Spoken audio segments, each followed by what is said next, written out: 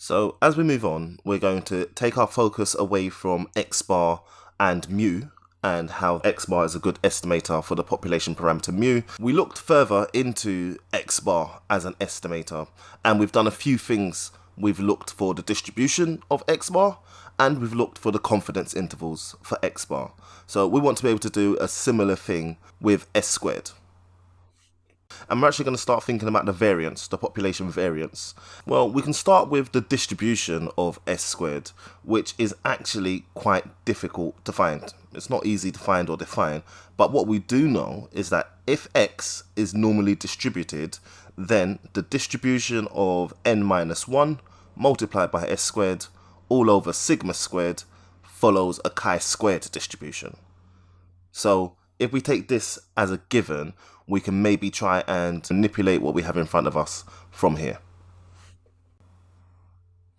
Well, we're actually very familiar with the chi-squared distribution, the degrees of freedom, etc., because we've been using it all the way since Further Stats 1. Well, let's have a look at how it might be useful in calculating confidence intervals. To start off with, well, for this example, let's try and find a 95% confidence interval. So I just want to give you a reminder that the chi-squared is set up to tell you a chi-squared score that has a certain percentage exceeding it. So what percentage exceeds the chi-squared score we look up. So here, if I want the 95% confidence interval, I want a chi-squared score that is exceeded by 97.5% and a chi-squared score that is exceeded by 2.5%. Okay, so just each of those would go into brackets right after the chi-squared notation. So we can go ahead and just bring this expression into an inequality. Well, we still want sigma squared to be the subject. We want sigma squared isolated on the inside since we're trying to find a confidence interval for the variance. So let's start by using or taking reciprocals. And we'll find the reciprocal of the middle, the left, and the right. If you notice, the chi-squared expressions have switched places. And this makes sense because initially the chi-squared expression on the right, the one that only had 2.5% exceeding it, is a larger number. But when you take the reciprocal, or if I do 1 over a large number, it becomes extremely small. And 1 over a small number is relatively large in comparison to each other.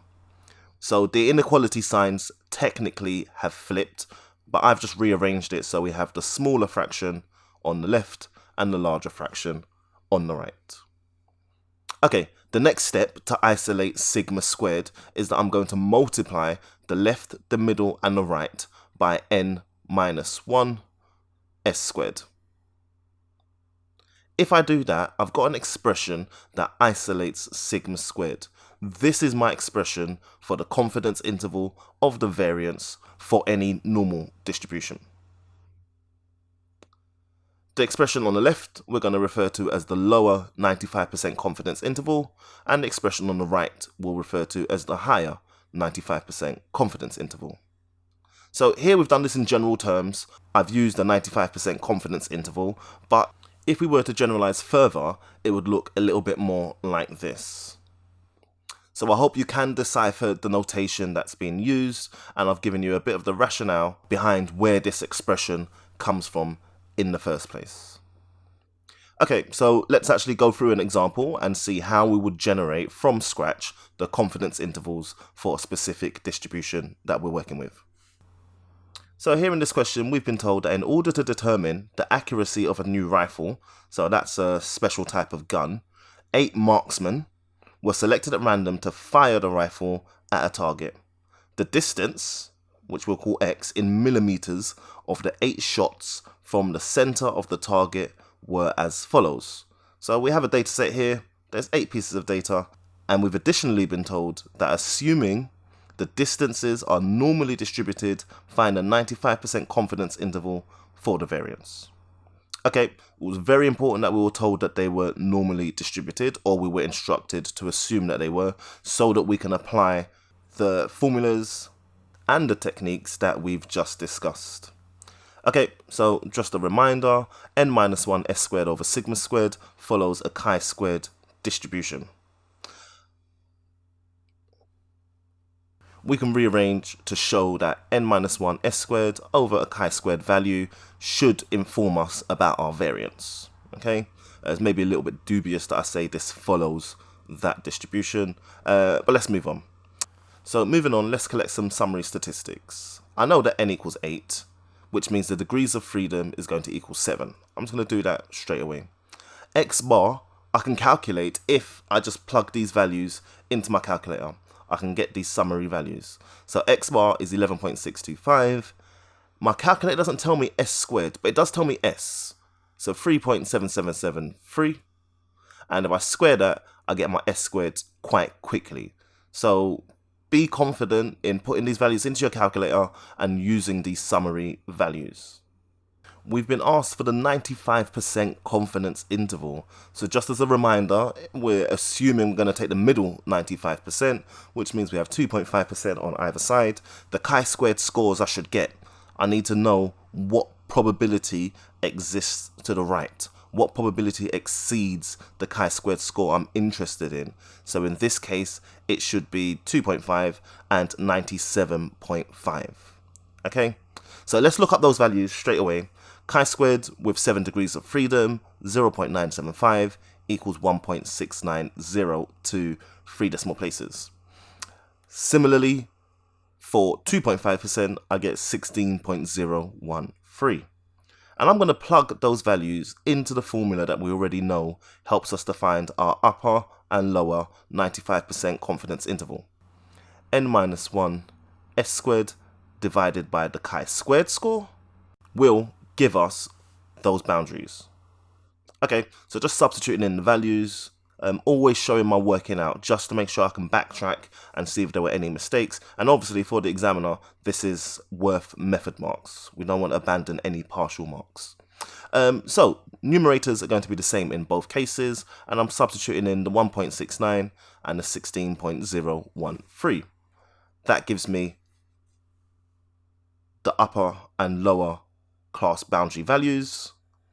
And really I just need to write this in a sentence, and I can show the boundaries in brackets. So the 95% confidence interval for the variance is 6.2371, 59.0973.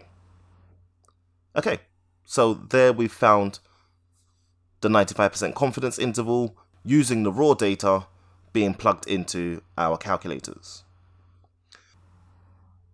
And just a quick reminder that the variance is fixed.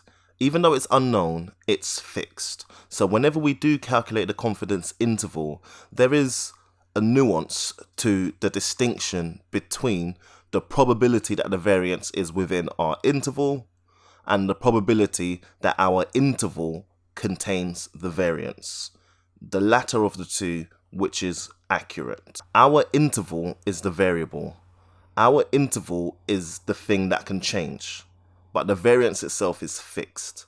So we talk in terms of the probability that our interval contains the variance. Okay, it's not always going to be that straightforward. Sometimes the examiner does want to see that you're still aware of how to calculate S squared, and that's where your credit may be. So we might have been given summary statistics from the get-go, which means we can't quite type them into the calculator, but we need to make use of the formula for S squared. Okay, so let's just quickly look through this question. We're told that a company manufactures 12 amp electrical fuses. A random sample of 10 of these fuses are taken from a batch, and the failure current, which is going to be our X value, measured for each. We have summary statistics for the sum of X and the sum of X squared. Once again, we've been asked to assume that the data has come from a normal distribution. And we're going to go ahead and calculate a 95% confidence interval for the standard deviation this time. Alright, be careful to read this fully and correctly, and we'll come back to what implication that has in a while. Let's collect together some data. Summary statistics so far, I know that n is going to equal 10. Be careful, some people aren't reading well enough and they pick up the 12 by accident, n equals 10, v is going to equal 9, and x bar I can calculate by using the sum of x divided by my n value, which gives us 11.89. S squared. The favorite technique or the favorite formula for me is to do n over n minus 1 multiplied by the variance formula that you know and love, sum of x squared over n minus the sum of x over n, all squared. Okay, so really just substitute into your calculator, just type those values straight into the calculator, 10 over 9 multiplied by the expression that you would get for the variance. And that leads to 0.1299. Okay, I think we have everything that we need. So we've got an n value, we've got an s squared value, and we can calculate our chi-squared scores. Okay, so I'm working with 9 degrees of freedom. I like to do this as soon as I've written the n value. I'll just write down my degrees of freedom so there's no mistake. 95% confidence interval seems to be the most popular, so we'll go again with 2.5%, which leads to 19.023, and 97.5%, which leads to 2.700. Okay, substituting those into the formula. Numerators are going to be the same in both cases once again, so it's 9 multiplied by the value we got for s. First time round I'm dividing by 19.023. That gives an answer of 0.0615. This is going to be the smaller of the two, so this is the lower class interval boundary. The second time round I'm going to divide by 2.7. That's going to give me a slightly bigger answer. And this time we get 0.433. Okay, so those are the confidence interval boundaries for the variance. But this specific question was asking for the standard deviation. So I'm sure you're one step ahead of me here.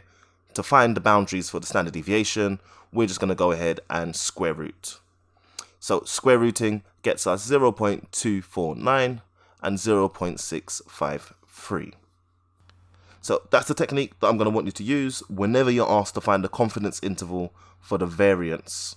Whenever you're asked to find the confidence interval of the variance. Now the one stipulation here is that we must know that it's come from a normal distribution, that the sample has been taken from a population that had a normal distribution. If we don't know it, we might be instructed to assume that that's happened, and actually a question might ask us what assumption we've made. So once again, we know that this technique is just linked very strongly and relies on the fact we were originating from a normal distribution. Okay, well this formula is not actually in the formula book, so as usual you're going to need to commit this to memory so that you're sharp and fast with it when it comes to exam time.